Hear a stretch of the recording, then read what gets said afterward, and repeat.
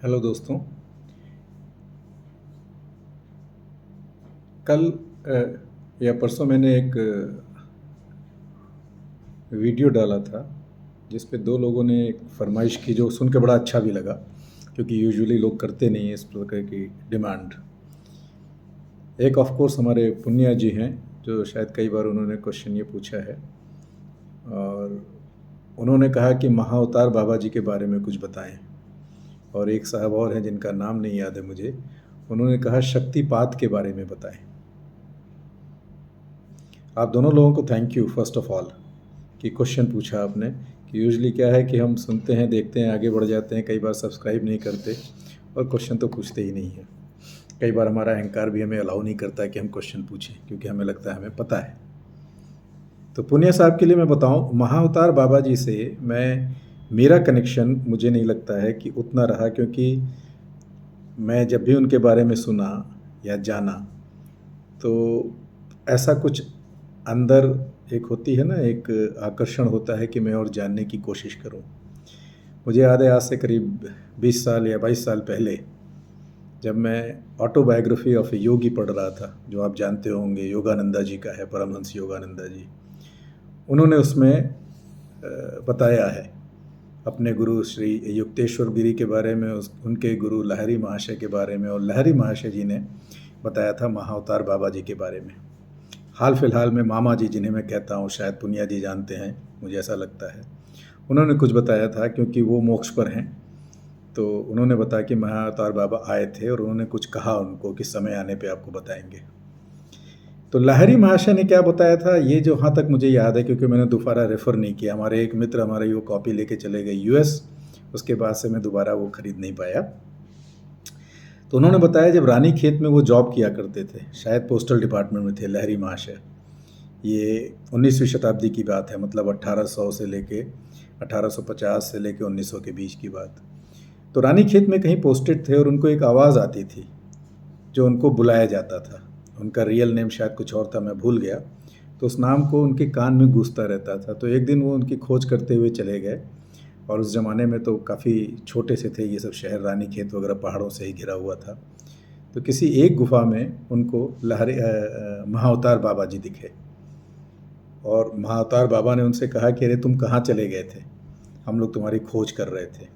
तो शायद कुछ ऐसा था कि ये उन्हीं के ग्रुप में थे और जो भी आध्यात्मिक कार्य करते रहे होंगे, और अचानक शायद किसी कर्म ने उनको वापस धरती पे खींच लाया होगा, या क्या रीज़न था। बट जो हल्का सा मुझे याद है शाब्दिक तात्पर्य, कि उनका कहना था तुम कहाँ गायब हो गए थे।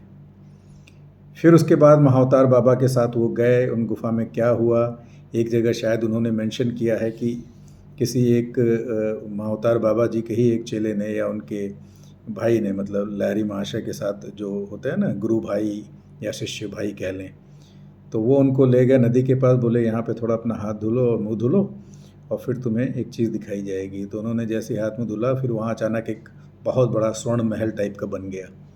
लहरी महाशय उसको देखते रहे, चमत्कार को एकदम, कि बड़ा खूबसूरत महल था। उसे देख के वो बहुत खुश हुए, और फिर अचानक वो महल गायब हो गया। तो वो जो दूसरे शिष्य थे महाअवतार बाबा जी के, उन्होंने बोला तुम्हारे अंदर ये एक इच्छा रह गई थी कि एक खूबसूरत तुम्हें महल देखने की इच्छा थी, तो वो भी आज पूरी कर दी गई। तो वो इच्छा मुक्त हो गए। उसके बाद महाअवतार बाबा जी ने उन्हें कुछ बताया और वापस भेज दिया कि जाओ अब पारिवारिक लाइफ जियो। अपनी शादी किए थे उस समय या नहीं मुझे याद नहीं है। जहाँ तक मुझे याद है जब वो वापस लौटे तो लोगों ने जानना चाहा तुम कहाँ चले गए थे, 2-3 दिन ऐसा कुछ हो गया था। तो उनका भी मन था कि लाओ मैं बता देता हूँ, हालांकि महाअवतार बाबा जी ने शायद मना किया था। तो इन्होंने कुछ बता दिया कि ऐसी बात है, और महाअवतार बाबा जी ने शायद ये भी कहा था कि जब तुम्हें बहुत ज़रूरत होगी तो बुलाओगे तो मैं आऊँगा। तो बात बात में कहते हैं कि उस ऑफिस में लोग कहते थे कि अरे तुमने बोला है ना, तुमको जानते हैं, तो एक बार बुलाओ उनको, एक बुलाओ। तो उकसाने से, नहीं तो लोगों को लगा कि वो झूठ बोले थे, तो उन्होंने बोल दिया अच्छा ठीक है मैं बुलाता हूँ। अब मेरी याददाश्त पे ही आप जाइएगा, हो सकता है मैं कुछ भूल गया हूँ तो नहीं पता। तो जैसा मुझे याद है उसमें जो लिखा था कि एक आसमान से एक पहले एक सफ़ेद गोला, एक एनर्जी लाइट की आई नीचे, और टकराने के बाद उसमें से महाअवतार बाबा का एक शेप बना बॉडी का। फिर वो महाअवतार बाबा थे, वो आए और उन्होंने बोला कि लहरी हमने बोला था ना कि ज़रूरत होगी तभी बुलाना, लेकिन ठीक है ये लोग जानना चाहते थे तो मैं आ गया हूँ। और शायद उन्होंने कुछ समय वहाँ व्यतीत किया, जो भी उन लोगों को कहना था कह के वो चले गए। इतना ही ऑटोबायोग्राफी ऑफ ए योगी में मेंशन है जो मुझे याद है। बाकी मैं भी आपकी तरह गूगल वगैरह में देखता हूँ, बट मुझे विश्वास पूरा है। बट चूँकि मेरा रास्ता शायद एक आई एम का रास्ता है, मैं हूँ का रास्ता है, जैसे आप रमना महर्षि या निसर्गदत्त महाराज या लास्ट में किसी भी माध्यम से आप जाएंगे वहाँ पहुँच के वही आप को समझना होता है, हु एम आई, मैं कौन हूँ, आई एम। तो महाअवतार बाबा के बारे में पुनिया साहब इतना ही पता है। हाँ, हाल फिलहाल में जब मामा जी जो मिर्ज़ापुर में हैं, जो मोक्ष पर हैं, जो विंध्यवासिनी देवी को अपनी पत्नी कहते हैं या सभी देवियों को, चाहे दुर्गा देवी हों या कोई भी हों, और उनको भी उन सारी चेतनाओं से गुजर रहे हैं अभी। तो क्योंकि मेहर बाबा कहते थे कि जो सेल्फ रियलाइजेशन या गॉड रियलाइजेशन में जाता है उसे अवतारों की भी चेतना एक बार महसूस कराई जाती है। तो मामा जी को भी लगता था कि वो किसी समय मैं राम हूँ, मैं कृष्ण हूँ, ये सब उनको चेतनाएं हैं पूरी। तो उन्होंने कहा था, मेरे ख्याल से 1 महीने पहले की बात है, उनके पास इस तरह की घटनाएं होती रहती हैं कि महाअवतार बाबा आए और उन्होंने कहा कि समय आने पे कुछ बताया जाएगा। तो उनको याद नहीं है कि उन्होंने क्या कहा। ऐसा उनके साथ होता रहता है। वो जहाँ पर हैं सूक्ष्म रूप में उनके सेंटर पे लोग कहते हैं, उन्होंने कहा कि अष्टावक्र जी आए, उन्होंने एक वहाँ झोपड़ी बनाई और उसके अंदर वो प्रवेश कर गए। इस प्रकार के बड़े बड़े महान लोग आते हैं, बट वो सेंटर जो देखने वाले हैं, उनके चेले लोग जिनके पास दृष्टि है, वो देखते हैं ये सारी चीज़ें, उनको बताते हैं। बट वो सूक्ष्म की बात है, या उसके और भी अंदर चले जाइए, मेरे ख्याल से ब्रह्मलोक। क्योंकि जैसे जैसे आप एनर्जी को फाइन करते चले जाते हैं, ये क्रिएशन फाइन होती चली जाती है। तो जब आप एनर्जी और वाइब्रेशन के रूप में इसको लेंगे तो उसमें भी आपको एक मज़ा आएगा। क्योंकि अगर आप लोग जानते होंगे अब तक कि ये संसार जो है गूढ़ एनर्जी से बना है। अगर सब कुछ इसको माइक्रोस्कोप से देखिएगा तो यहाँ कुछ नहीं है, स्पेस है। एनर्जी के पीछे स्पेस है और स्पेस के पीछे चेतना है। तो इतना ही है मेरे पास नॉलेज पुनिया साहब। बट आपका बहुत धन्यवाद, आपने उनकी याद दिलाई और हमने उनकी बात की। तो महाअवतार बाबा जी को हम प्रणाम करते हैं और आगे आते हैं दूसरे प्रश्न पे। महाअवतार बाबा, ये आपको पता है कि क्रिया योग शायद उन्होंने ही दिया था इस संसार को, जिसको बाद में लहरी महाशय, युक्तेश्वर गिरी जी और फिर योगानंदा जी ने आगे बढ़ाया। मैं उसकी प्रैक्टिस नहीं करता हूँ, मैंने कभी ऐसा कुछ नहीं किया। हाँ, इस पे एक बार मैं ज़रूर कह देता हूँ, हु एम आई का जो पाथ है, रॉबर्ट एडम्स हुए थे एक, इनको भी अगर आप गूगल में ढूंढेंगे तो ये जब इनको बहुत सारे दर्शन शुरू हो गए तो ये इधर उधर ढूंढते रहते थे। तो उनको पता चला यूएस में योगानंदा जी उनके आश्रम में गए।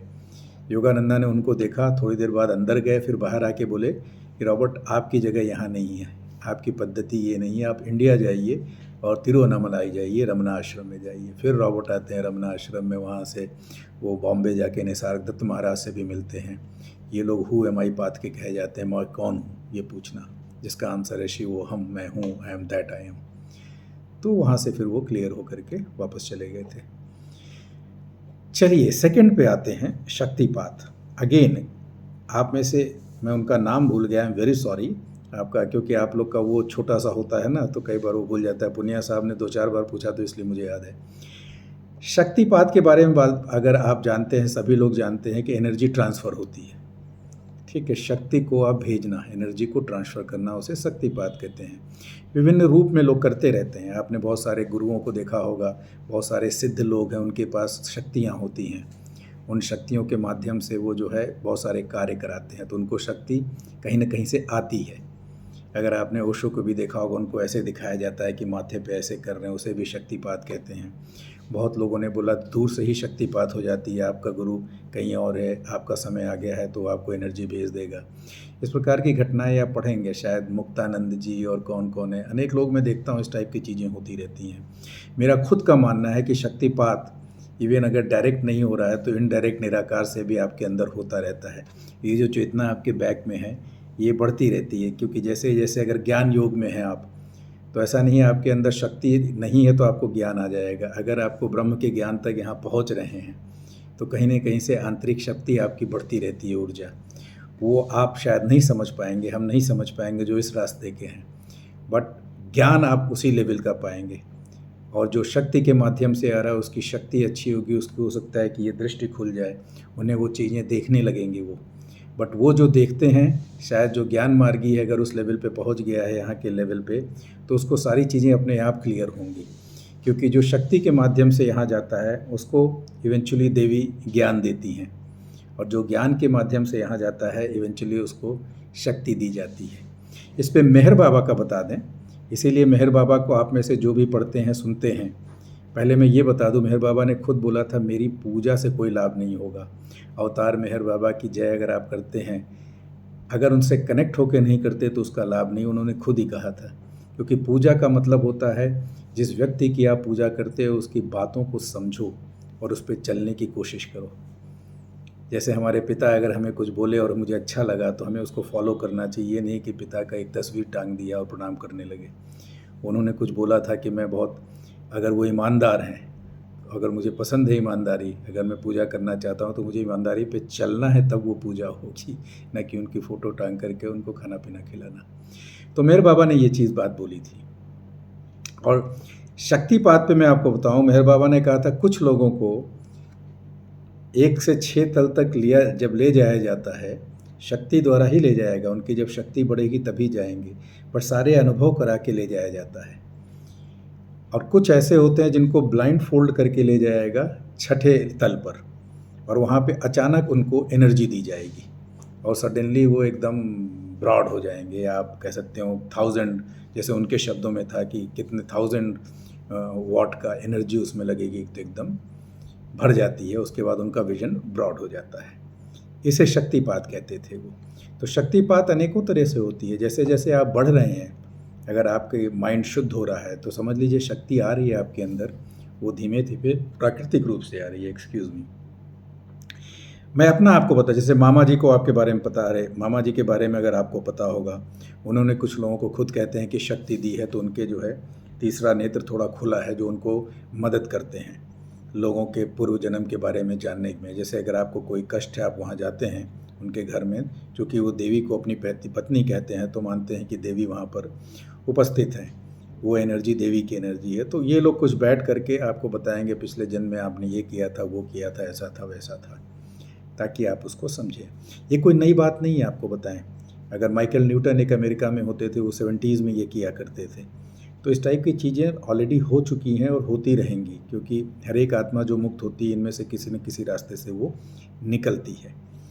तो मामा जैसा कहते हैं कि उन्होंने कई लोगों को दे रखा है, उनके पास ये दृष्टि है और वो शक्ति देते हैं, जैसा कि उन्होंने बताया, और उनको शायद उनके गुरु ने दिया था, या शक्ति जैसे भी आई हो। मैं अपना बस एक ही कह सकता हूँ कि मुझे जो देवी ने एक बार दिखाया था, अगर आप इससे रिलेट कर पाते हैं तो जब समय आएगा, क्योंकि इसको मैं मेहर बाबा के उस वाक्य से रिलेट करता हूँ जब उन्होंने बोला कुछ लोगों को ब्लाइंड फोल्ड, आँख पे पट्टी बांध के ले जाया जाता है 6ठे तल पे, फिर वहाँ पे एनर्जी उनको दी जाती है और फिर वो ब्रॉड हो जाते हैं, शिवोहम जिसे कहते हैं। तो ज्ञान के रास्ते में हमने बोला शक्ति आपको निराकार से आती रहेगी, इसीलिए ज्ञानी कहते हैं वो निराकार की पूजा करते हैं।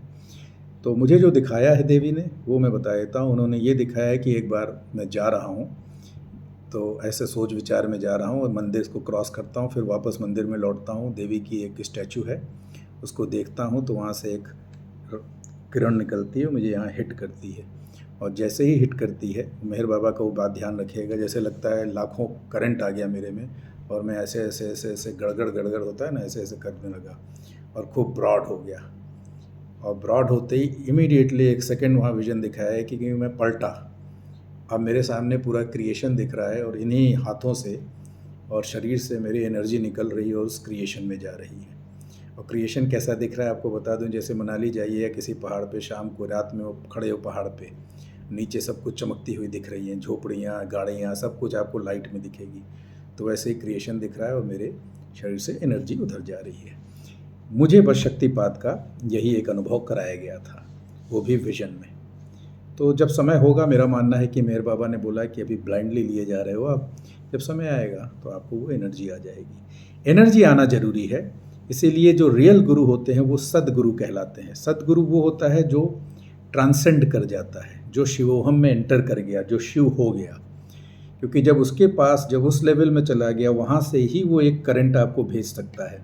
तो एक तरह से वो आपको हाथ मिलाता है सदगुरु और आपको खींच लेता है। तो सदगुरु ही रियल गुरु है।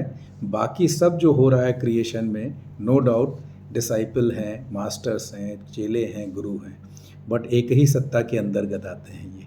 तो रियल गुरु जो है, जो आपको रियल चेतना देता है, उस एनर्जी को देता है। तो जब आपकी वो एनर्जी मैच कर जाती है तो चेतना भी मैच करती है। ध्यान दीजिएगा, सारा खेल ये एनर्जी और चेतना का है। जैसी आपकी एनर्जी वैसी चेतना, या जैसी चेतना वैसी आपकी एनर्जी।